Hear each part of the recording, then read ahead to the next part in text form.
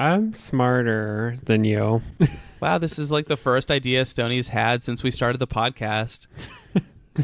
Girl, I have ideas all the time. I hosted this podcast for like 2 years. Hosting's not an idea. Stoney had an idea that we were going to do video game segments every podcast. You know what? I had an idea the other day. Oh, shit. Don't drop the name. Just kidding. I don't really have any ideas really anymore. I'm like out of them. We're all out, girl. We took the last good one. Oh, gosh.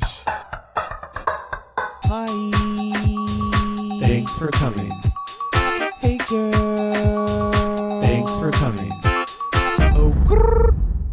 All right, you guys. Well, hello there. Hi. Welcome to Thanks for Coming, America. My name is Seth. What is yours? Hi, it's Jamal. Hello, it's Stoney. Hey, everybody. We are back for another week at Thanks for Coming, the most magically gay podcast. How are you guys doing? Is everyone still happy? Is everyone alive? Did everyone survive Raja's implosion? We did survive, girl. I had a scrape across the cheek, but nothing a little coconut oil can't fix. Yeah, I kind of find like Drag Race to be more enjoyable without like Raja, I don't know, constantly like reminding me like why I dislike her. Yeah, girl. Yeah, she kind of went at it with Plastique last week about like technicalities and arguing semantics of who borrowed what bark, and I don't know. Yeah, it was getting real reachy, so her time was clearly up. Yeah, girl. It's like at this point you filmed this shit like a year ago and you're still mad about Plastique taking like 4 pieces of bark. Right, we need to get over it. The rest of us have moved on and are probably on a tour. Yeah, girl. Also, I thought I should clarify, like in our opening last week about throwing up in the corner, that was like a subtle shade at Ariel's like pool party situation. Yeah. But listening back, I feel like I could have like landed that joke a little bit better. So sorry, everybody. Oh, you're so considerate. Just apologizing for the terrible listener experience they had. Yeah, I'm just really sorry. My jokes aren't that funny anymore. It's really hard. That's okay. We're going to bounce back this Where episode. Yes. are the jokes? Uh-oh. Burn the jokes.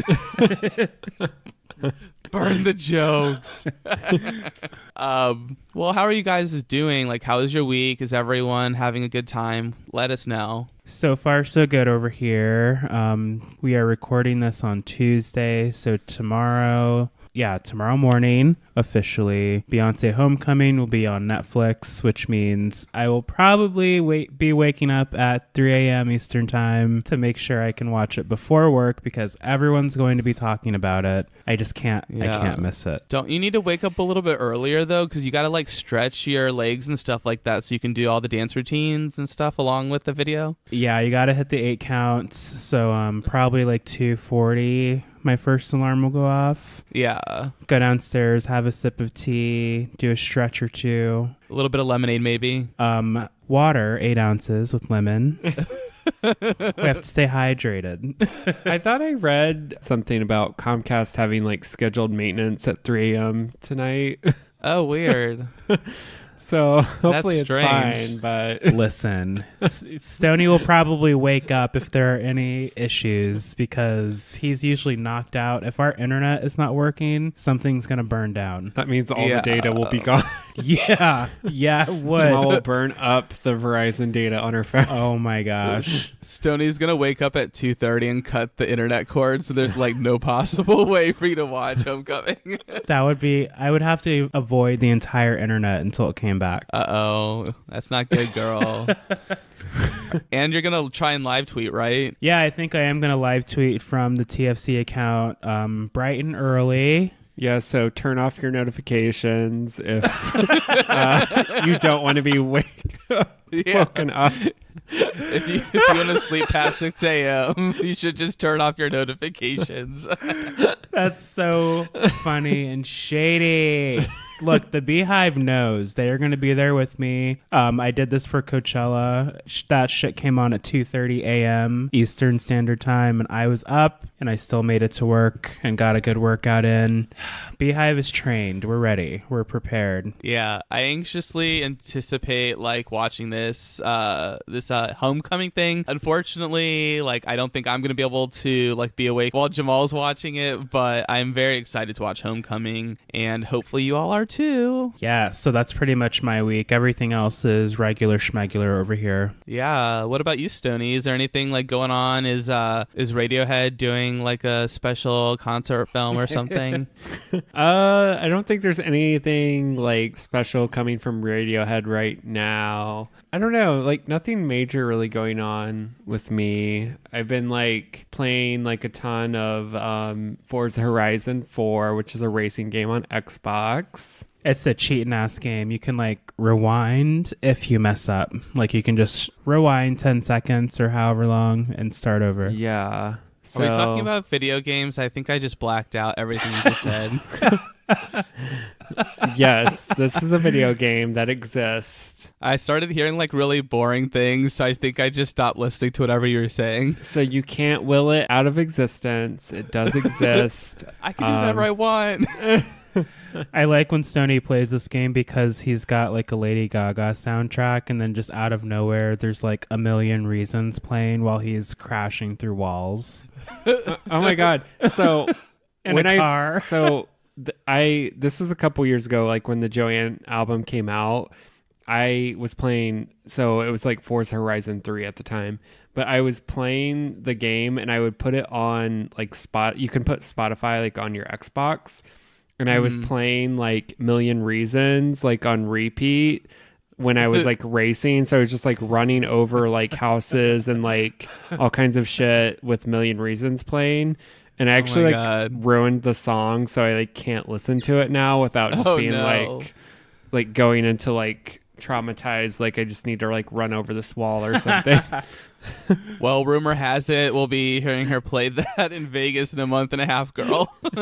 Yes, get ready. And I'll be thinking about like video game cars running over things when she's playing. Yeah, I'm not going to be standing next to Stoney during this concert because he'll probably just start like punching everyone around him. Yeah, or throwing bitches off the balcony. Let's not do that. Oh, girl. Different trip. Yeah. Well, that sounds real interesting. I love video games so much. Anyways... How's your week? My week's been real good. I don't know. Nothing too exciting happened. I watched Game of Thrones. I know there's lots of like memes about Bran, but I'm just here to let you know that I stan Bran and I'm here for his creepiness and just like love Bran. Yeah, he's just like shading you from afar with like a heavy brow and that gaze. It's like, all right, shit, I know. Watch somebody else now. He's like, your makeup's terrible. Oh, that's a good one. Yeah, I forgot about Game of Thrones. That's exciting. It's back. Yeah. John officially knows he's having sex with his aunt. It's real weird. So I'm interested to see if they still get it on or like what happens. Oh my gosh. He's going to look so conflicted. There's so much incest on Game of Thrones. It's too much for me. Yeah. It's a bit strange, but also so normalized right now. Oh, you know it's terrible. I have to sneak this in here. I saw this right before we started recording. Somebody made a meme of Circe and the Notre Dame on fire. It's like, how did this happen? And then it's a picture of her like after she blew up that the church. Oh, the tower. Yeah. I was like, oh, damn. Too soon, y'all. But I had a small giggle. Yeah. There's lots of incest now. Yeah, just like in the White House with Trump and his daughter. It's real weird. Make incest great again. I don't know. Oh, God. Copywriting that hat slogan. Gross. What is that, like Midja? Ew. What the fuck? What the hell? Who's that? Did we go to school with her? Yeah. Who's she? Midja. Fuck. Who the fuck is Midja? It could be a Pokemon too. Miga for our Latin American listeners. What did you just call me? I don't know. Anyways, moving on. But other than that, not too much has happened. If you guys were watching our Twitter, you guys will have seen that I posted about being upset that one of my coworkers didn't get my Devil Wears Prada reference. So I wanted to shortly go into a story time. So there's a girl that sits next to me, and her name is Andrea. And at work today, she was like coughing and sneezing all over the place. Ew. So I was like, went to this other girl that sits behind me, and I was like, you're going to have to come to Paris Fashion Week with me. Andrea has gotten sick. And she just stared at me, and she didn't get the joke. And I was so upset. What a missed opportunity. Did she just like look at you and like, did she ask you like what you were doing, or was she just like, she just gave you get full away on from me, blank you stare. freak? Yeah, she just stared at me, and I was like, Devil Wears Prada? And she's like, oh, I haven't seen that in a while. I was like, I'm going to need you to watch that again ASAP. A while? What does that even mean? Yeah, that's like required yearly viewing. Right? So, boo to her. Yeah. What a missed opportunity. It's always such like an instant bonding moment when like you connect with someone over a Devil Wears Prada quote or reference. Yeah. Yeah. Andrea always looks at me weird too when I walk into the office. I'm like, Andrea, bag, coat. I just throw it on her desk. Please have somebody recording. Your coworkers like hate you. We need to put that on the They story. do. Yeah, we'll see how that works. Maybe that'll come out, but we don't know. Oh shit. Also, probably gonna put the travel vlog episode out sometime this week. Fingers crossed, because girl, we got a lot of work to do. But yeah, so take a pencil and put that in your schedules for this week. And yeah, so that's probably like all of the updates for our lives that we have for now. So why don't we go ahead and get into some RuPaul's Drag Race Honest Tea. Here we go. Here we go. Ayo, ayo. I love that song. God. Honesty. Here we go. I don't know. Whenever anyone says "here we go," I always like think of that song. Yeah, that's a trigger. I'm triggered. I'm like triggered. Oh my god, you guys. I'm triggered. Watch out, girl. I got that song stuck in my head now. Sorry, not sorry. Which song? From the lip sync. Sorry, not sorry. Oh. Oh god. That's a good song. I have that Ally song stuck in my head. Why did you do that to me? He's been singing this all week. I mean, she's a skinny legend. It makes sense. I was like baking cookies earlier and singing it. Ooh, girl, I'm about to make me some cookies tonight. They're like one of those cookies where it's like 4 ingredients. Ooh. It's Oh, it's just like the dump cake recipe book, like, you know, where you just like dump a bunch of stuff in a thing and cook it. basically, yeah. First, I'm making it with bananas, oatmeal, peanut butter, PB2 powder, so get a little bit of protein in there, and chocolate chips. That sounds good, actually. So basically, you just mix it together, and then you like bake it for like 10 minutes or something. It's like a dump cake. I feel like it would taste good. Yeah, I've never made it with the PB2 powder in it. So I mean, all these flavors are very complimentary. So I'm hoping for the best. What flavors of protein? Peanut butter. Ooh, peanut butter. I've never had the PB2 thing or whatever it is. It's actually like. Is it just good. like?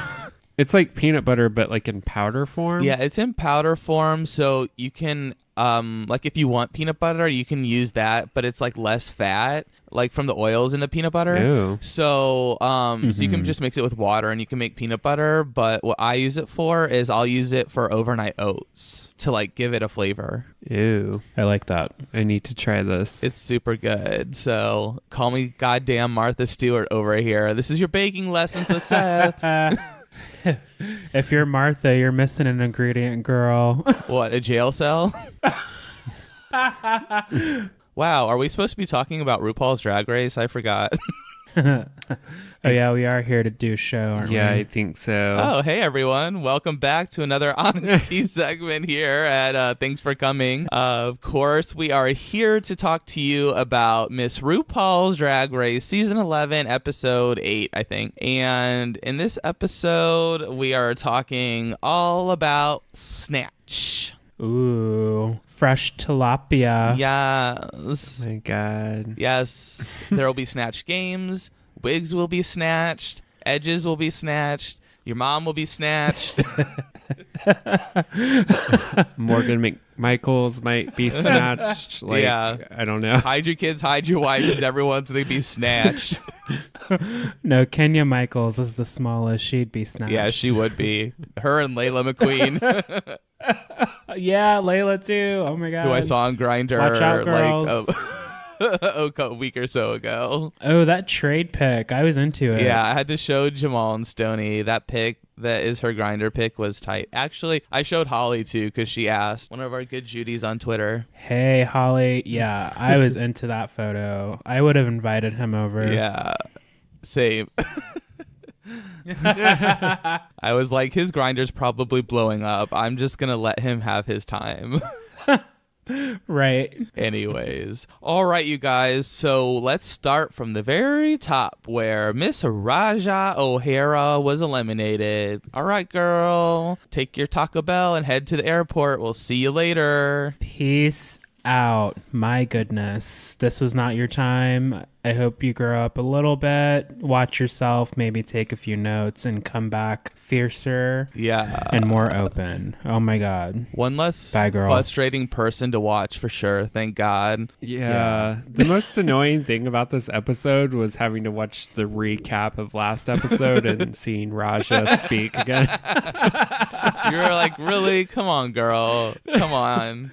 And then you get to Untucked this week and Akira's playing dumb. Like she didn't gas up Raja to go fight Plastique last week. Oh my gosh. We will get there. I told Stoney on more than one occasion. This is Akira's nasty pageant queen coming out. Yeah. I mean, I'm here for Akira, but girl, like, don't be calling Plastique out and then just do the same shit. So, whatever, girl. Right. I kind of like need to see like a dragging happen at the reunion for that. Same. And that's your Untucked tidbit of the week. Yeah. Oh yeah. We're not there yet. Well, that might be it anyways. We'll see how this goes. Drama from the very start. Silky says that she has to watch out because she doesn't trust Evie in the competition or Brooklyn because she let Nina go out on the runway looking quote unquote bad. And Brooke also said that she thought Evie would be in the bottom for her look last week. So that's why too. Yeah, there's a lot happening here for me because well, we were live tweeting, of course, and the whole Silky Evie drama, like, I get it. I totally do. But there's some parts of, like, Silky where I think she could just let some shit go. Yeah. Like, I understand if you're mad, like, be mad. But some of the shit, now it's just like you're looking for a reason to stay mad. So Right. if that's where you want to stay, you stay there. But don't bring anybody else there. Yeah. I feel you. We'll get there. Like, there's so much I want to say, but not quite yet. So then on the red couch, Suga asked Evie how she feels about her critiques. She was like, it wasn't good, blah, blah, blah, blah, blah. Then Nina asks Silky what's going on because she seems really upset. Her eyelash is still really wonky. And Silky says that she's tired of the fake and the phony. Pot, kettle, meet each other. And then she says that if you're going to be a judge, then you should be on the judges panel about Evie because Evie apparently has too much to say, a quote unquote. Yeah. Well, I don't know. At least she's calling it to the table, I guess. Like, I respect that. Yeah, I thought it was a fair statement for sure. Maybe they're all not there to be read by Evie. I think Evie, I think I meant to say this last week, but I think Evie comes from a similar place as Trinity the Tuck, where they really want the game to be played fair. They want the top of the top to be there, and they want to play the game. They want the competition, and they want people to play the competition right. Yeah, that's definitely what it is, and that's what we've gotten from Evie since, episode 1. And a lot of the queens just don't know how to interpret that, or they don't understand that that's just who she is. Like, she is the person in your family or your group of friends that's going to push you to do better. Like, they're not going to let you get away with bullshit or just skate on by or float to the top. They want you to really earn your space and act like you want to earn it. Yeah, I mean, sorry, I just kept thinking, we all float down here. Sorry. I was like, couldn't get out of the sewer. The Pennywise had me in his claws, girl. Oh my gosh. We just watched that creepy ass Chucky trailer. Now I'm thinking about it. Yes, girl. You're gonna have a good sleep tonight, bitch. No. Yeah, the Chucky trailer is super creepy. Just, yeah. Warning. Trigger warning. It's gonna be creepy. Well, speaking of creepy too, Lorraine Warren died today, who was the inspiration for the Conjuring and Annabelle movies. I was like, whoa. Yeah. It is sad. She was like such a fun person to watch on TV. Like, I really watched her a lot in Paranormal State. They would call her to be a medium on their show a lot. And yeah, I thought that was cool. Gosh. Well, she is a true queen. So rest in peace, Lorraine. That's right. All right. So to move on, this is going to be a mess. Like, we're just going to be Tangent City on this bitch. All right. So let's see. So the issue really here is that Evie has called Silky talentless, which she can't get over. I get it. Like, no one wants to be talentless, of course. Like, that's the whole point. You're there to be like showing off your skill. Yeah. Then Miss Vanjie says she needs to let her friendship with Evie go. She's, still in the heat of it from their Untucked moment at this point in the show. Right. Everybody's still on edge from all of that chaos and the vocal whatever we want to call it was flying back and forth. So they're just over it at this point. Like, the last thing they want to do is sit on the couch and, look at these bitches in the face for 5 more minutes. Yeah, for sure. Vanjie is saying 1 minute she's being kind and cordial, and then Evie will be like a different person and critical. And she says, no, like, you don't have multiple feelings. You have multiple personalities. Oh, shit. Strong words. Where's that shade rattle?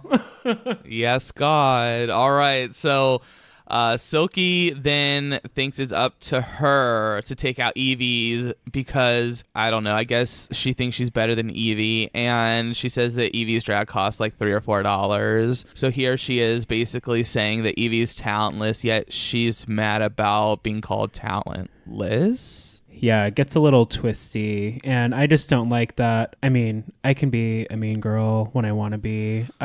Those days are behind me. Listeners, don't worry. But they're not behind me, bitch. I'm still here. This is like when Raja was like, oh, you're an ugly girl, and ugly girls don't come for pretty girls.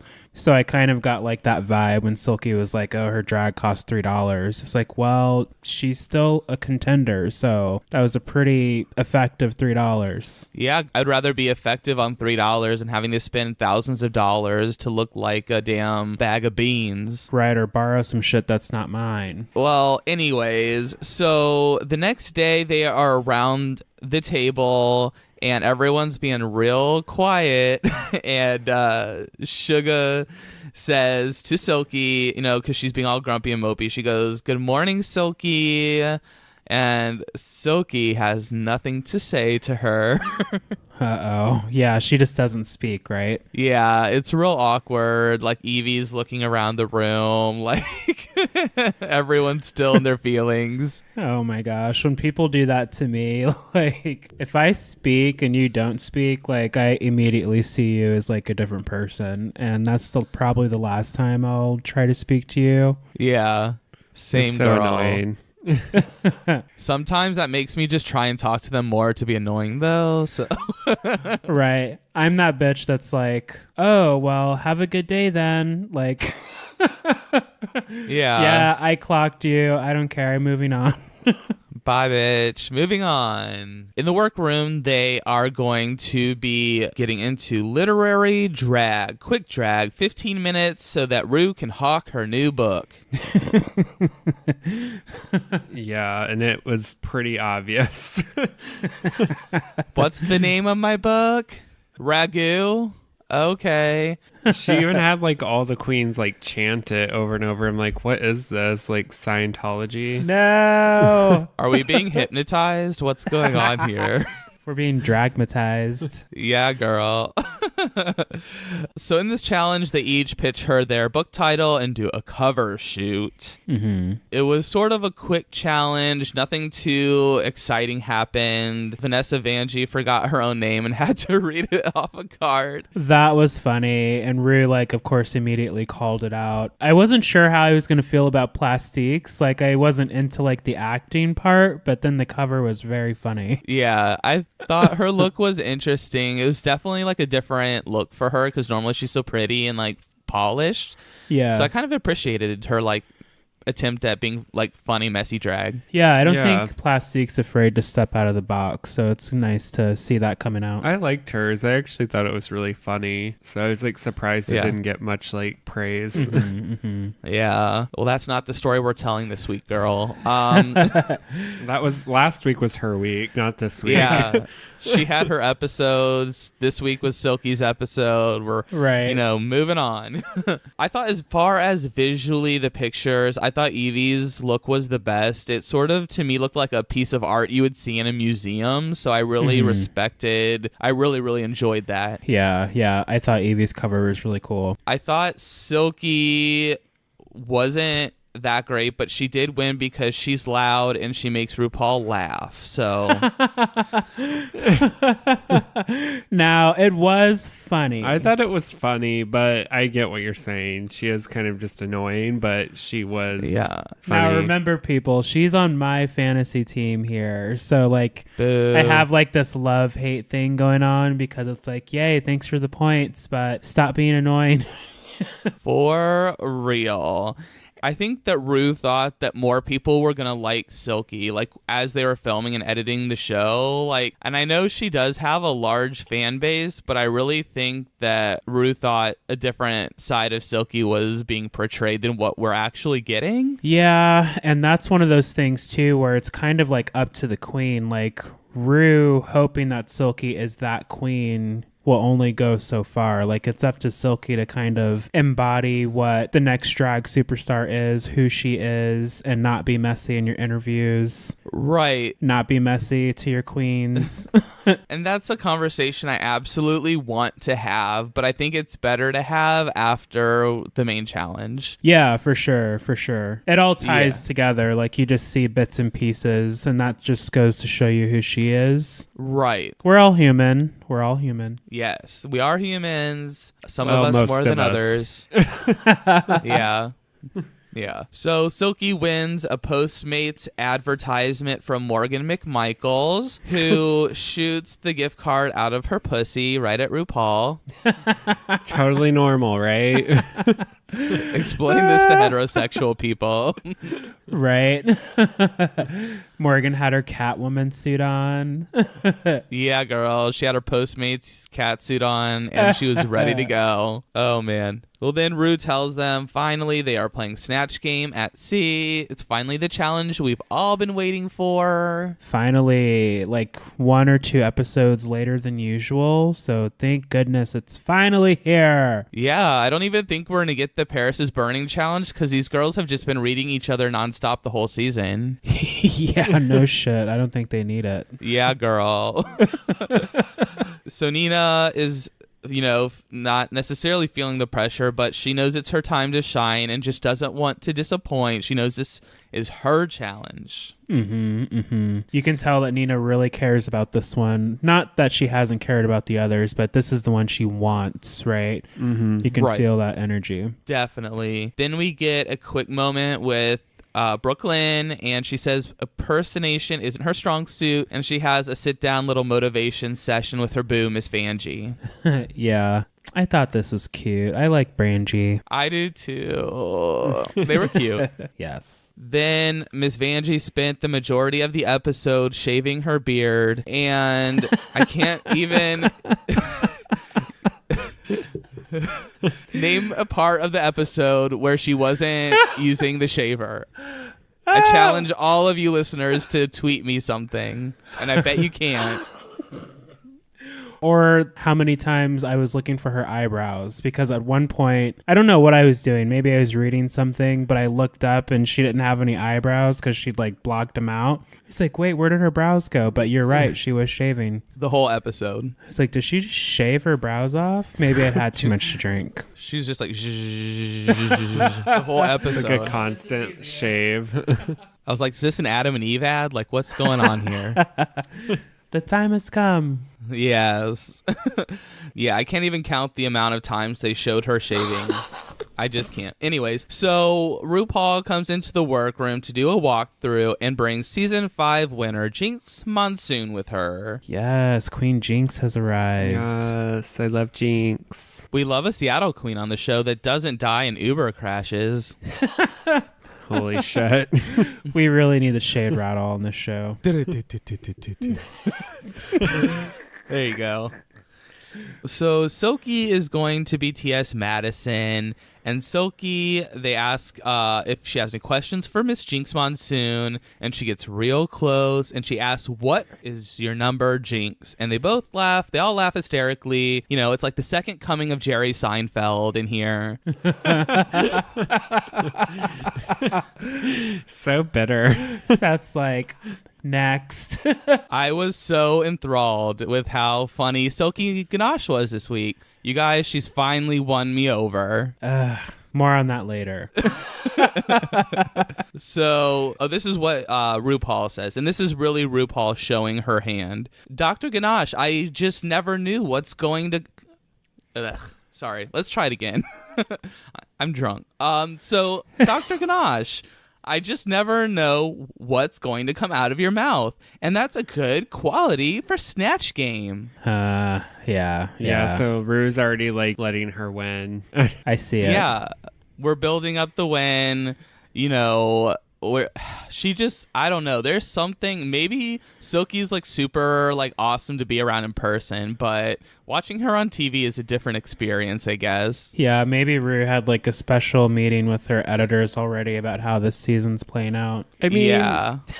I think sometimes like Rue, because to be honest, like Silky has always done pretty well in like any type True. of acting or I don't know, anything that's like basically like where she gets to show off her personality. Mm-hmm. So I think like partially Rue goes to these walkthroughs and she already knows like who's going to do well and who's going to do bad, and she just like says these things because like they can edit it into these certain clips. So I don't know, like I'm not going to put on my tinfoil hat and say like That's a good point. rigor mortis all the time, but I do think that Rue like really tries to create a storyline, and the producers are trying to create storylines, so they're going to like say things intentionally because they know like Silky's probably going to do well in this. Right. And that's very valid, because if you listen to Rue's podcast, he's very good at, you know, getting to know a person in a short period of time and knowing what questions to ask. Yeah, that's very true. I don't know. I just think that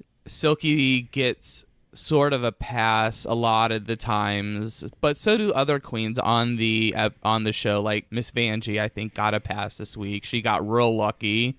Oh yeah. Yeah, we thought, yeah, she got real lucky. And I mean, I don't know, when we get to the runways we can talk about it more, but I thought it was interesting that with Silky's runway look, like it was basically just Michelle saying you look beautiful, and then it like cut off. It almost made me think, were some of the other judges kind of like trashing her look? You know what I mean? Because they didn't really say anything else about it. True. Well, maybe it was just because she won. And I mean, we can say it later, but as much as I am not here for Silky, I will admit when she does well, and she had a great runway look. Yeah, she had a really solid week. There's no denying that. I have critiques about her Snatch Game, but we'll get there. So from the start, you know, we get the inklings that Brooke is not going to do well in Snatch Game. Rue asks for a quick sample of Celine Dion, and it is a bomb. It's like, Like, should she have just switched at this point and done something else, or what? I mean, sure, she could have switched, but did she have anything else prepared? Well, they come with a couple options. Like, I think she wanted to do Celine because of the Canadian bond, but I don't know. That's true. She I don't should know. have more Yeah. than one prepared. She probably, I mean, she couldn't have done any worse. So That's true. They go to Nina. She has two different characters, Joanne Worley and Harvey Feinstein. Then the girls, they get to Miss Vanjie, and she wants you to catch her outside. How about that? oh my God. I was so happy that she wanted to do this because I also watched the video like nonstop when it came out. And so I was like, okay, Vanjie could definitely do this. And it's like basically her anyway. So I was I excited knew too. Stoney was going to love it. Yeah, I was like, oh shit. I can't wait for this. We had a little scare there when we thought that she was going to switch to the other character, but then she ended up doing her original plan anyway. Yeah, Rue asked, oh, well, you did LaToya Jackson in your audition reel. Why didn't you do that? And I think at this point, Rue's like, yeah, you would probably do really good if you just did LaToya Jackson. That's exactly what that was. Anyways, well, sorry, Vanjie didn't listen, so dug her own grave. I don't know. we'll talk about Womp. it in the Snatch Game because hot take, I didn't think it was that bad in parts. Yeah, no, I would agree with that. Okay. So Plastique is doing Lovely Mimi from Love and Hip Hop, and Rue is basically pointing out that she's like resting on her stereotypes, and Yes. Jinx asks if she's a one-trick pony. Yeah, that was some shade. I love that. That was great. Me too. Yeah. It's like, get her together, winner. Yes. So that's basically all the pre-Snatch Game chit-chat. So now we're probably going to enter into the portion of the show you guys have really been wanting us to talk about, and that is the Snatch Game at sea. But before we talk about the Snatch Game, I want to start by saying Latrice Royale would for sure be mad at the romper room fuckery that happened in this year's Snatch Game. Oh, Mama Latrice. She would be so mad. So I thought we'd kind of talk through the Snatch Game by pointing out all of the romper room fuckery. Nice. So the first moment I think we should talk about is where Brooklyn and Akira were kind of like trying to play a bit, but they were just talking over RuPaul, and RuPaul was like, excuse me, I am the host here. You guys need to put jokes out there off my cue. That's always Yeah. so awkward. I hate when people do that. I don't know. It's just annoying to me. It's just kind of like hard to watch. It's like, gosh, there's a term for it when you like feel embarrassed for someone that you're like watching in a movie or like on TV. You just get Empathy? like so. No. No, it's like where you're like, it happens to me all the time where like it's like cringeworthy. You're just Yeah. like, why is this person doing this? Very, very that. At work. Very that. And it's Yeah. like, Rue is annoyed. You better like lock it in and get it together. Right. So that was definitely cringe moment number one. The next cringy moment that I think we should talk about is Silky and how she basically rested on all of her jokes being like about her being sexually frustrated, basically, because she kept talking about people's like 9.5-inch penis size. She was talking about her 22-inch hair, and like, I don't know.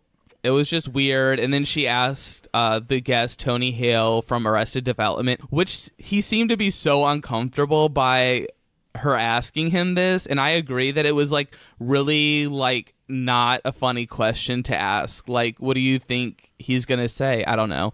It just seemed a little bit like too like sexually aggressive to me. I don't know. I don't know. Like, I guess I read it a little differently. Like, I didn't think he seemed like uncomfortable, but maybe like a little uneasy. I felt very uneasy when watching it. I don't know. I'm trying to describe it, and I'm trying to think of what to say because I listened to the podcasts with him and Clea on RuPaul's What's the Tea with Michelle Visage today. And before he came into the room, Michelle and Rue were talking about how sexy they thought he was. And Rue said, I don't want to like tell him that because it makes, straight men uneasy. And she said, I don't think he'd be uneasy about it because they were talking about a past guest who I guess they could kind of tell like his demeanor changed when they were kind of joking about how attractive he was or how fat his ass was. And, that's normal in the rainbow community, but for the outsiders, it's something they have to get used to. But he was totally cool with it. He came into the room and Michelle was like, I'm going to ask you a question because Rue won't say it. And Rue is like, playful. Oh, why do you have to bring me into it? But anyway, long story long, they said, you're very sexy. You're very attractive. How does that make you feel? Because we just want to make sure everyone's comfortable.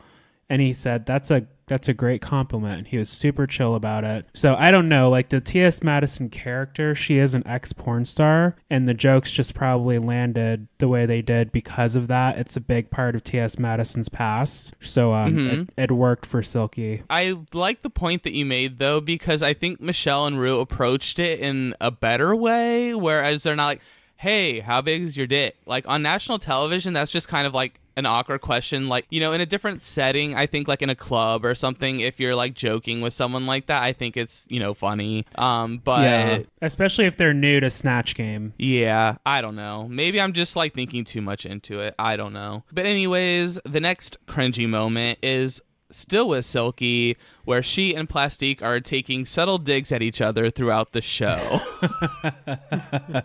Yeah, this is funny. I don't know how to describe this. I'm just waiting for like Plastique to do a roundhouse kick and like catch Silky on a good day, and then just like Silky to body slam Plastique on the runway. I don't know. Something's coming. Chun-Li.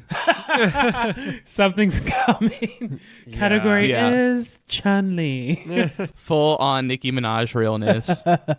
Anyways, yeah, I thought it was really kind of weird. This is definitely romper room fuckery that Latrice would not be there for. I mean, Silky, like, I thought it was really kind of like rude of her to steal that intro moment from Plastique and just immediately just like shit all over her like performance. That kind of sets her off to a bad start because she has to dig herself out of that moment. Yeah, but we've seen that's what Silky does. She's good at stealing a moment. And I'm not saying that in a negative way. She just knows how to stand out. So if there's an opportunity there, she's going to take it. Yeah, and I didn't think like Silky, or I didn't think Plastique was like too like hindered by it, because I thought she did it okay.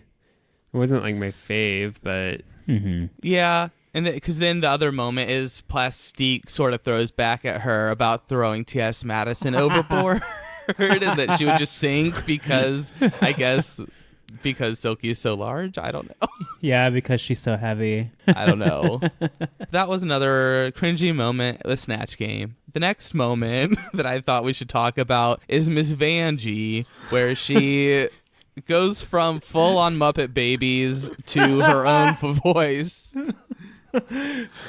I'm gonna blame nerves on this one, because why the fuck would you start with a voice that's one, hard to maintain, and then two, like shortly after you just resort back to your voice? Like, well, and that's what like I thought, like when she came out with like the Muppet voice, it was terrible. And like I just was thinking to myself, why aren't you just talking your regular voice? Because it's kind of similar to the Cash Me Outside girl, right? So just do that. And then so once she started doing it, I was like, and she kind of started acting like a spoiled brat. Like she basically like was channeling Cash Me Outside girl. Like Yeah, I agree 100%.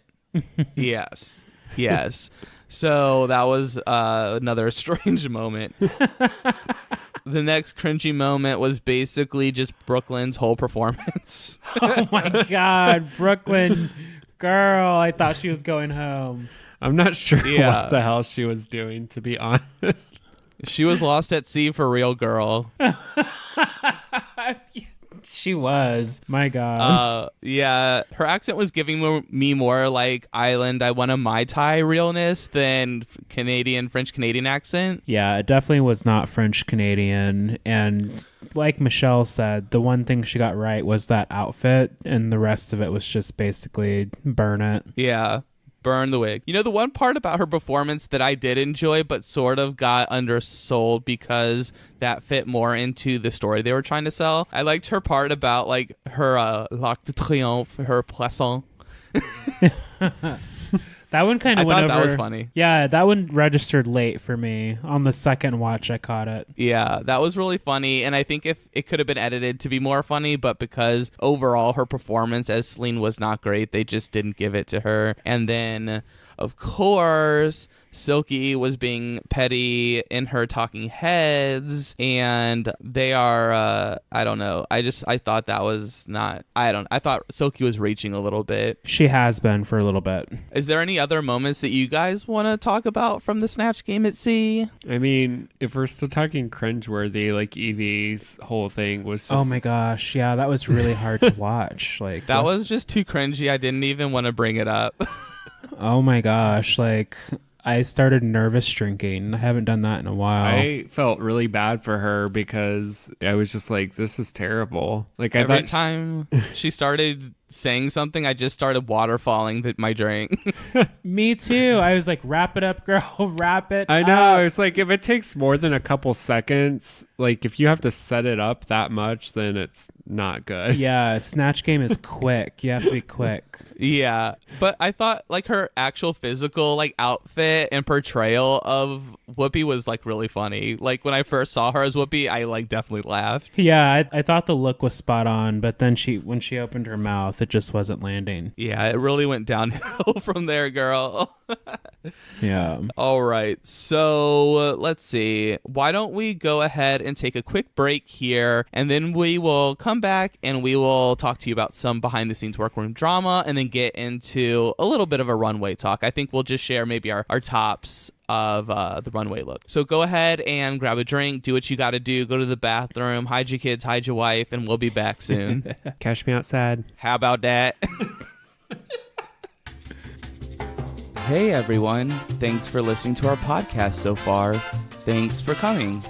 Right now, we're probably refilling our drinks, or maybe even gluing down our lashes again. While you wait, here's some things that you should check out. Yeah, remember everyone, you can email us, tfcpod@gmail.com, and tfcpod on Twitter, Facebook, and Instagram. Oh, and one more thing. You're not my real dad, and you never will be. Anyways, back to the show. Ooh, girl. All right, so we're back again for the rest of this episode of RuPaul's Drag Race, Season 11. Woo! Yeah. Oh my God. Okay, anyways, so... big final fanfare. Here we go. Everyone is back in the workroom getting ready for the runways, and let's see. So Silky is being petty still.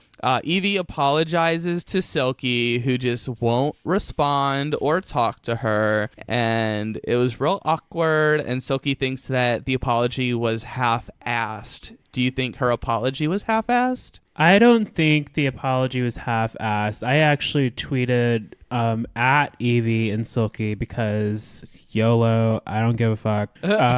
Like, get over it. Bitch. I'm a bad bitch. Like, I get that there's both sides and you can choose when to accept an apology. I was actually talking with Justin Bear, shout out to him on Twitter, about this because he brought up, Silky doesn't have to accept Evie's apology. And that's absolutely right. Like, you can accept the apology whenever you're ready for it, but it still takes a lot for a person like Evie, not trying to side with her, but just based on what we've seen, it probably took Evie a lot to come down to that level and say, hey girl, I just wanted to let you know you did a great job and I apologize. And for you to just kind of like not even respond, like you don't have to accept it right away in that moment, but you can at least like acknowledge it or say like, thanks for doing that, I need a little bit more time, but I appreciate you saying that. Thank you. Yeah, this is definitely the legacy of the Vixen, and I think this is very like reflective of her in her season. Yeah, I'm getting those vibes, and I mean, really looking at it, Silky, I doubt that she listened to this. If any of y'all know Silky, tell her. That's not how a queen acts. Like, that's not what people want to see walking around with the crown on its head. No. No. An ugly person. And if you know Silky, tell her, I'm sorry, not sorry. Telegram sent. Yes, and send. Oh God, she read it. Read receipts are on, bitch. That's all I have to say about that. I can go on and on about it, but yeah, there's some maturing that needs to happen there. Definitely. Silky just will not accept the apology. Miss Petty Mayonnaise over there, she is basically the fifth member of Destiny's Child singing, I don't think you're ready for this, Petty. Petty Mayonnaise, the lost member. The one that never made it even to air. Like, She was in the back of the crowd at Beachella. yeah, she was still included, but she was just one of the background dancers. Damn, girl. Yeah. So, anyways, so Miss Vanjie feels bad for biting Evie's head off and apologizes to Evie, and Evie accepts the apology, and then they move on like two grown adults. Yeah, I loved your emphasis on grown adults there, because this was so refreshing to watch after all of the fucking chaos we've seen with the fighting that's been happening. This is how you Yes. apologize, or not apologize. This is how you overcome a conflict. You just Yeah. work it out. This is how you say sorry, not sorry. Yeah, Vanjie's like, we're sisters. She's like, you know what that means, listeners. This is probably going to happen again, so let's just Yeah. be cool right now. I'm I ready. feel like I've seen this like in a corporate training video or something. Yeah. It's like, all right, and now we apologize. We get our grievances out in the air, and then we move on. Because in the end, we have to work as a team. Uh-huh. Oh my gosh, I'm going to throw up. Oh, God. Sorry for sexually harassing you. Basically. Oh no. Good God. One time I had to watch a sexual harassment video, but it was all done by the characters from Real Monsters from Nickelodeon. That just made sexual harassment real weird. What? Weird. I would be so upset. That's like one of my favorite cartoons. I know. I'm I don't offended. know. Nobody that listens to this even knows who All Real Monsters is, so we'll just move on. Damn, ouch. We're old. Anyways. So now let's talk about the runway. I didn't feel too compelled by a lot of the girls' outfits, so I thought maybe we'll just stick to talking about the best of the best. So why don't we talk about Nina West? Yeah, Nina served it. Nina is Queen Camp, and she does it well. So that's a title I will gladly give her. Queen Camp. I just love the look. She rocked it out. She's always giving you some kind of education with her looks. I really appreciate that about Nina. Yeah, it was really cute. I liked this one a lot. Yes, girl. She was serving us George Washington realness, and I was here for it. Like, I know they were kind of criticizing her for proportionizing. However, I think that this was a step in the right direction for her, because I think the dress was a little bit ginger spice, but but I think the coat like really helped to proportionize her better, because it sort of like proportionized at her hips a little bit, made them more round, I think. Yeah, I think what saved her is the story the outfit was telling. So the jacket, keeping it like kind of near boxy, it was still a moving garment, so it kind of saved her there. Definitely. So next up, I think that we should talk about Miss Sugar Cane, because she definitely had a standout look. RuPaul even said that this was the favorite dress that she's ever seen on the runway. Yeah, this was the top for me. This was my favorite, just above Brooklyn, just because of, you know, her shenanigans. But For sure. This is just gorgeous. I love this tone of purple. I love jewel tones. Like, I hate lavender purple. It's awful to me. This nice deep royal purple looked really good. Yeah. I thought it was really pretty too. Like, I thought it was funny to watch her try to go down the runway because she could barely move. Yeah. Yeah. But it was definitely a great look for her. Another thing about it I appreciated is you have to be really careful with the dark colors on that runway, and you can still see all of the detail on the dress. So that was gorgeous to take in. Definitely. She may have had a mermaid tail on her dress, but she was not moving quick down the runway this week. I thought it sort of gave me a little bit of echoes of Naomi Smalls from her top 4 All-Stars look a little bit. Yeah, little frou-frou purple people eater there. You know, more fashion, more Vogue, more purple ruffles. Yes, eleganza. Yes, God. So next, another top look would be Miss Brooklyn Heights. What did you guys think of her runway, girl? Oh, wig snatch. Like, I missed it the first time because I was busy tweeting all of you. I just hear like Stony gay gasping like 2 feet away from me. I'm like, oh, fuck, I missed it. I don't even know what it was, but I missed it. But that was an epic reveal. Like, wow.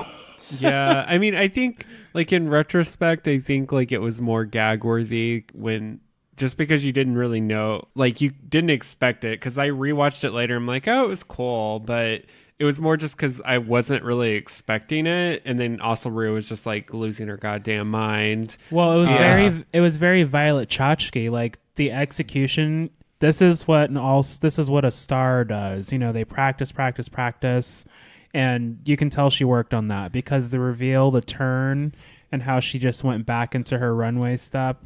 Oh, it was clean. It was so clean. And I'm not a fan of like. I always get annoyed when queens just like come out in like a blanket and they're like reveal. It's like, okay, well, you didn't really like do anything. Didn't see that coming. But like she was kind of wearing the blanket, but it was still like poncho in the category character, and then the fact that she it was sequins. Yeah, and then the fact that she pulled the wig off at the same time was like an added thing. So it was like, whoa, I've never really seen all of that happen at once. Right. She made it different. Yeah, she went from Donna Summer to Carrie Strug, like gymnastic realness right there. She really did. But I was going to say I love a good like stripper moment. So I was here for this. I was into it. And the fact that she just like fucking just like falling all over the floor everywhere. Like splat. Yeah. The runway was on fire. Like she was a rock star on the runway basically. Yeah, she slayed it. So she was good. Also, so number 4 on my top outfit list is Silky Nutmeg Ganache. Like I said this earlier, so I will compliment her when she looks good, and I thought this runway she looked good. Maybe I'm a little salty still, but we know that Silky can put on a gorgeous gown and paint a nice beat mug. But I did appreciate it. I thought it looked nice. It looked nice. Yeah. There was nothing. It was just she looked really nice. Yeah. Well, see, my thing is, like, with a lot of her other runways, it just doesn't feel like a cohesive look to me for some reason. But this runway, I felt like it just felt like it was a cohesive look. And, you know, maybe it wasn't, you know, it was no sugarcane gown, but it was a gown. The shape looked great on her, and she had a good wig on. I mean, it was a little pageanty, but I don't know. Like, to me, I thought Silky, like, this was the best she looked on the runway so far. Yeah, I mean, she did look gorgeous. I'm just being a little hard on her this week. Well, girl, trust me, this pains me to be nice and talk, you know, and give compliments to Silky, but we have to be fair on this show, so I will give Silky her time when I feel she earned it. I don't think she earned the win for Snatch Game, but I think she had a great runway. Well said. So I think another look to talk about that maybe was kind of controversial was Evie's look on the runway, because their critique was that her hair said 60s and her outfit, they said, was more 70s glam rock. However, I think that they missed the fashion note, because what Evie was going for was a 60s mod look, not 70s glam. Right. Yeah, and I think that the hair is accurate for mod. Not all mod hairstyles, children, are short bobs. Yeah, the hair was definitely mod. It was very Carnaby Street, London, and Bowie chic. So I felt she was unfairly red. I agree with that. I loved this look. I didn't really understand the criticisms. I thought like it was absolutely beautiful, like everything about it. So I don't know. I love those boots too. I want those boots. Yes. I thought Plastique's looked like it came out of the Aquarius Runway catalog with the splashing water. Was that like a theme given to the girls, like water splashing realness? I don't know. Well, that's the thing about like drag now is like a lot of the queens that get on these shows are like, what's the nicest shit I can buy or rent? And they end up all going to like the same designers. I don't know. I've been bored by Plastique for a while now. Like none of her looks just like wow me. I don't know what it is. It's just like I'm very bored by like everything she does. Yeah, I thought, her runway, when she walked down the runway, I was like, whatever. But then in Untucked, like you kind of get to see her up close a little bit more. And I really like the jewels and her face makeup. Like her face, I thought was beautiful, but the rest of her outfit and stuff was kind of like, It was kind of like reminiscent of Brooke and Scarlett when they did the Aquarius runway. Yeah, that's exactly what everybody's been saying. So then they criticize Miss Vanjie for picking a character similar to her own personality, Danielle Bregoli, but they did not criticize Silky for doing the same thing because, to me, Silky picked a character that emphasized her personality. So it felt to me unfair to read Miss Vanjie and not Silky because this week was Silky's week, so we're just not going to do that or whatever, I guess. Well, and that's a fair read because a lot of people would say that, you know, Vanjie's bringing the same silhouette, but I kind of feel the same way about Silky just wearing gorgeous gowns. Like, are you going to do something that's not a gorgeous gown? Mine is farm to table, but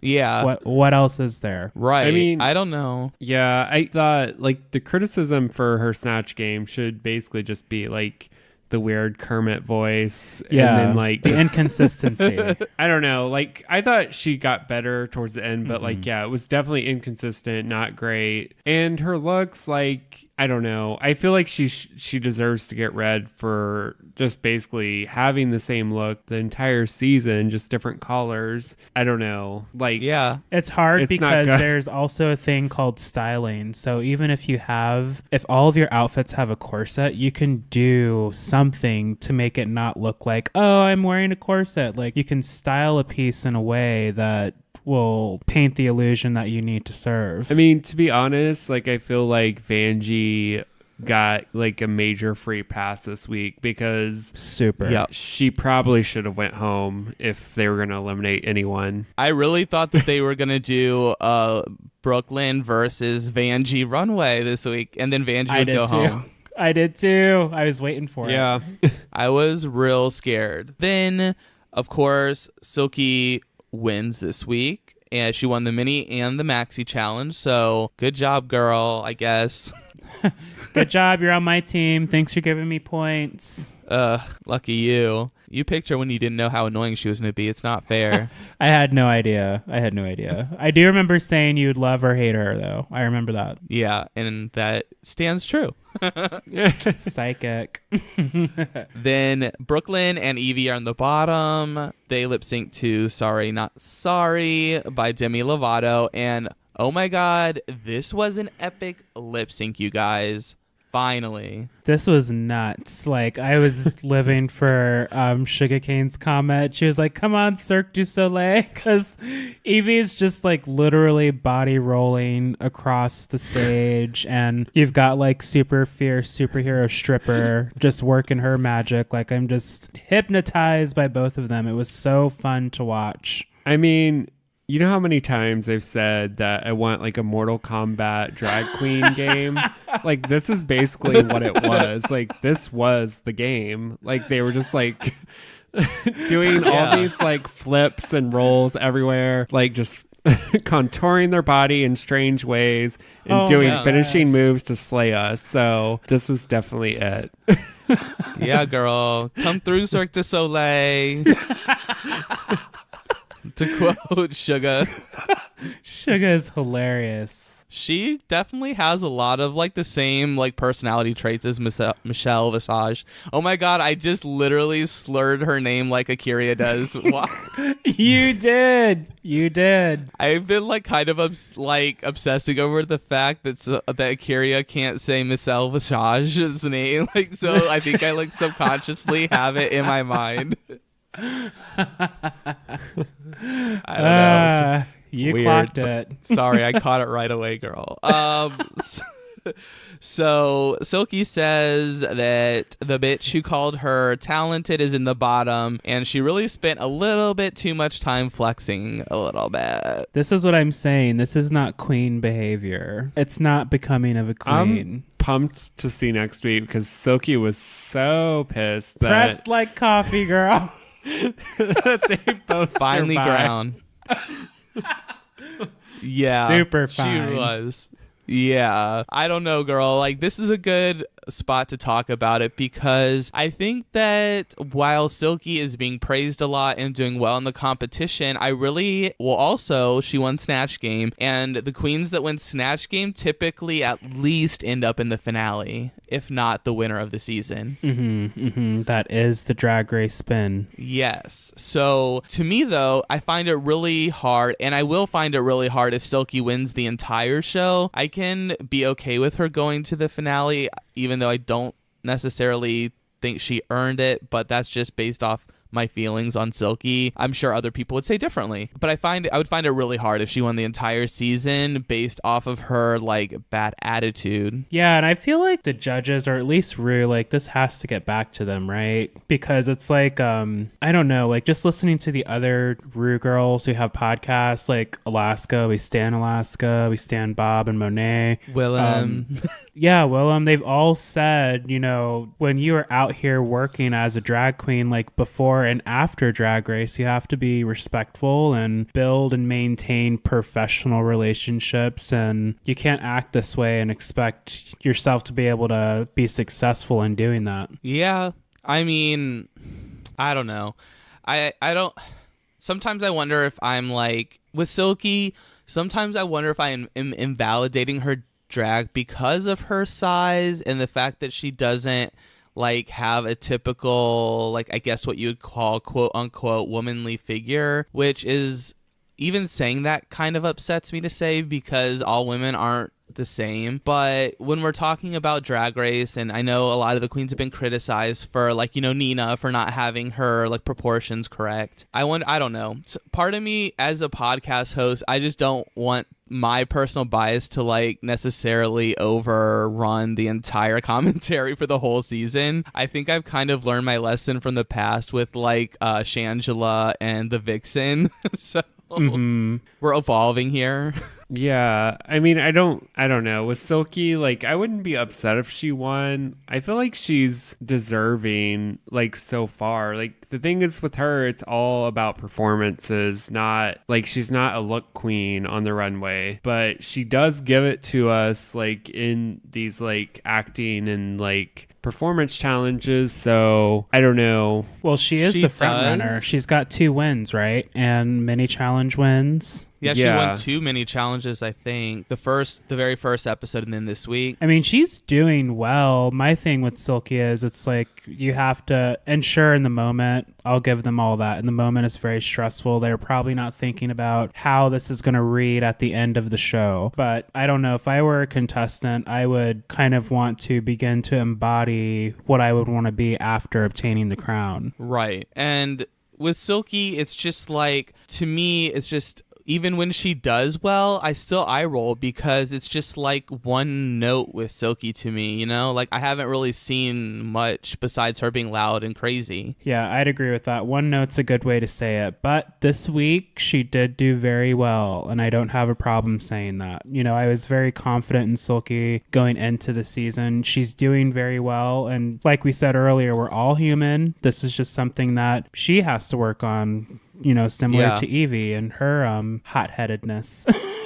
Very much so. And like I said, we will admit when Silky does well. I think she looked great on the runway.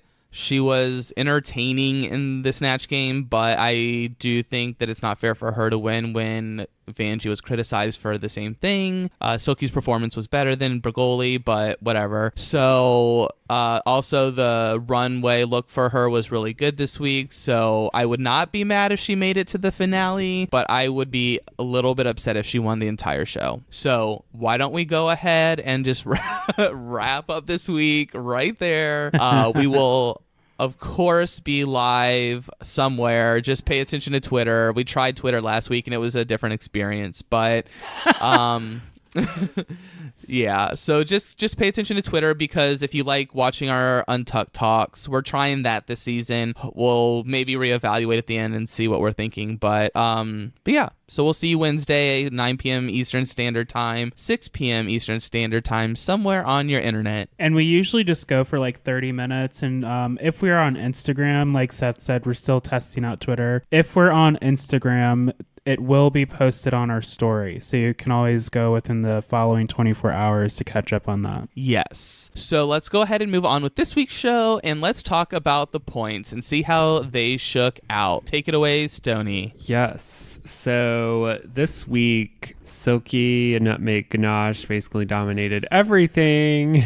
R.I.P. my points. Jamal gets 10 points for the mini challenge winner, 20 points for the main challenge winner. Yes. Jamal also gets 30 points for which is a bonus for winning the Snatch Game. Yeah. Oh yeah, I forgot about that one.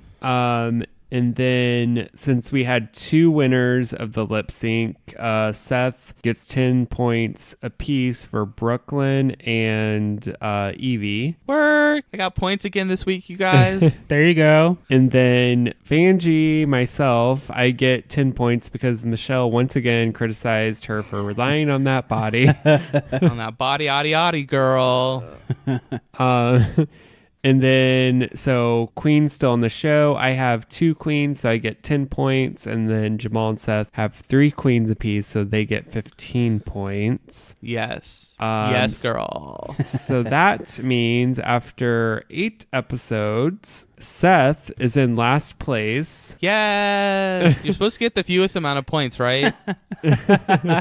This ain't Uno, bitch. With 255 points. Yahtzee. I am in second place with 290, and Silky Nutmeg Ganache PhD Jamal is in first place with 325 points. Yes. The comeback is real. Your current reigning is back on top. Can we add like a new category where like if someone on your team wins the whole season, but they didn't get like top or give you a lot of points throughout the season, you get like an extra 50 points? Oh, a crown win? Yeah. A crown bonus? I need to catch up here. Like, I have really good contenders on my team, but I'm getting no points, and I think that it's unfair. You're going to end up winning because my team is Vanjie, who can't seem to like wear anything but... A Playboy She just likes bunny. swimming, girl. I get it. Whatever, it's fine. She's a fish. So yeah, I'm screwed. I guess I have Nina, so that's good, but... Stole my Nina from me. That's a good contender. All right. Well, I'm anxiously anticipating how this plays out. Will I ever dig myself out of last place? Probably not. So maybe All Stars 6, I'll get a win on the show finally. We'll see how it goes. I like what you did there, Rocky Horror. Yes, girl. I like to sprinkle little subtle references to like one-hit wonder songs or pop culture throughout the podcast. So hopefully you guys are enjoying that. Take notes. Just like little Easter eggs for those that are closely listening. But yeah, so we'll go ahead and move on, and we'll talk to you about some trades. So go ahead and get your Instagrams ready to research our trade picks this week. Start your cold shower, too. Yeah, I need one of those. I need an ice bath, girl. Do it. Trade. Trade. Trade. All right, right, you guys, welcome back to another trade segment with TFC. Honestly, the hottest podcast segment that there ever was in all of podcast history, even hotter than Coachella. Avi. Yeah, steamy over her. Yes, girl. And you didn't even have to get rubbed up on by like 2,000 gross men, so holla. Major bonus. Yeah, no like Yes. body odor or like lots of sweat, like none of that. No swamp ass here, girl. Yeah, no swamp ass. Yikes. All right, you guys. Well, who wants to share with us their super clean trade pick of the week? Stony can go first. Oh, plot twist. Okay, so my trade of the week is Swamp Ass 2000. No, just kidding. No, not swamp ass 2000, girl.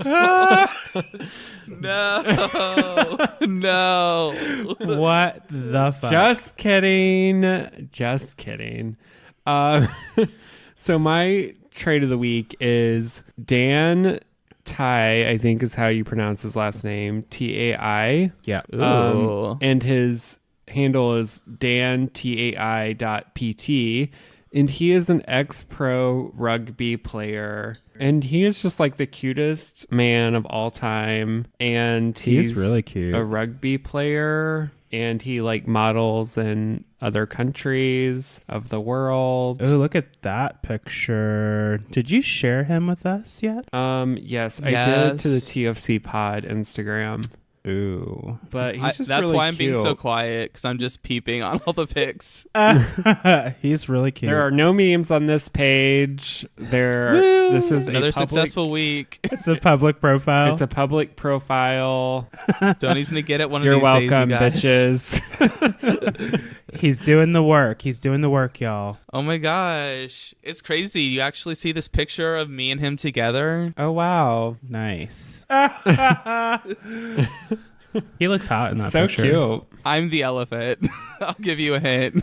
Damn. Oh my gosh, another Game of Thrones. Somebody's was like, they made a meme. They were like, Cersei had the nerve to try to order elephants on Grubhub. Yeah, girl. That was nice funny. try, bitch. I'm honestly just kind of pissed that someone could look this hot, but it's fine. I know. What does he eat? He's not pictured with any like carbs, is he? No, there's no don't carbs know. here, girl. All right, what about you, Jamal? All right. So my trade this week is a little different. This looks like not Instagram stamped trade. It looks like he actually does something with his profile and his life. Whoa. I know. Fashion, fitness, flight, food, and fun is his profile. His name is Nicholas, based in Toronto. He's Are you just, sure this isn't the same guy from last week? No, they look similar, I know. You're thinking of Pet Cake. Yeah. Remember patty cake?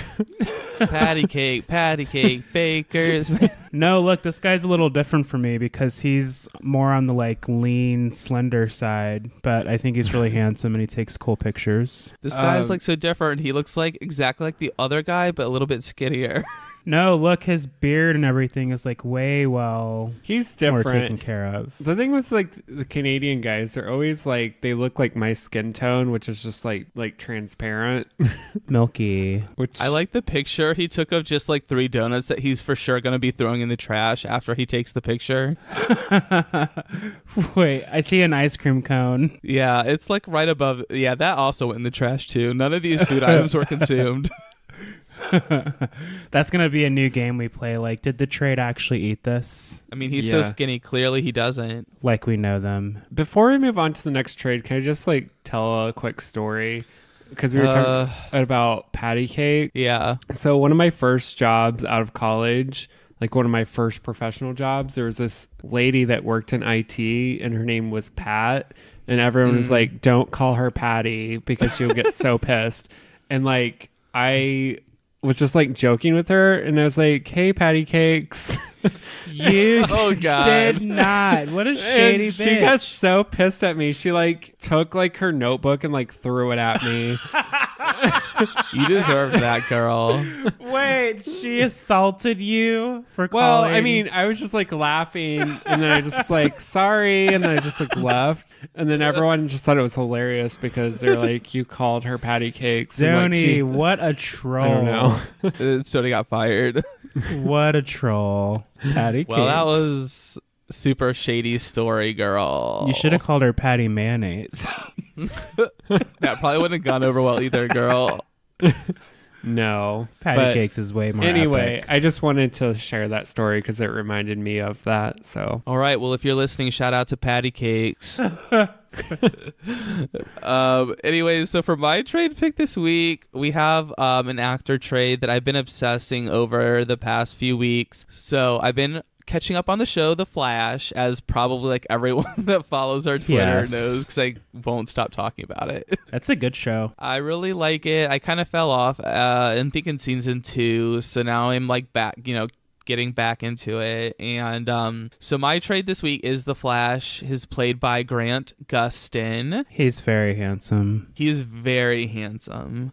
And the inspiration for me picking him is because in season 3, they're very self-conscious of showing lots of butt shots of the Flash, and I'm here for it. So, Ooh, we like a nice cake moment. like, you can tell they're trying to make it like subtle, like, but it's like just like panning up from his ass crack to like to like something else that's happening, and it's like, girl, you clearly know that all the gays love the Flash, so Right. like season 3 is like prime time to like start watching. Yeah, I'm sure we'll see a few prancing in the Rainbow 5K before Pride. Oh, for Prancing sure. flashes. I hope In so. their red lycra.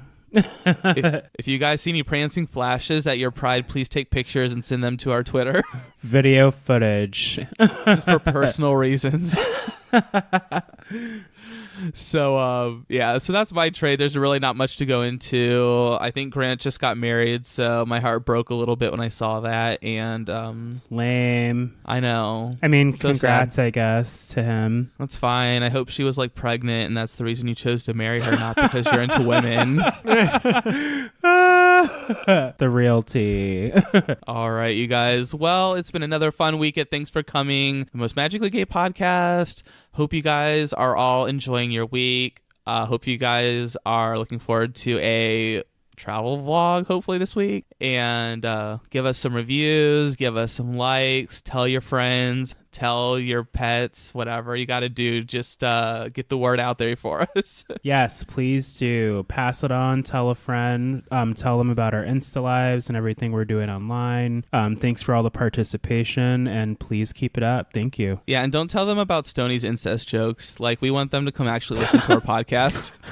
no one really knows what midget means anyway, so it's fine. That's fine. Okay. I swear, she sounds so familiar. Yeah, I think I just added her on Facebook last week. I don't know. Anyways, you guys, thanks for tuning in for another fun week. And until next week, bye.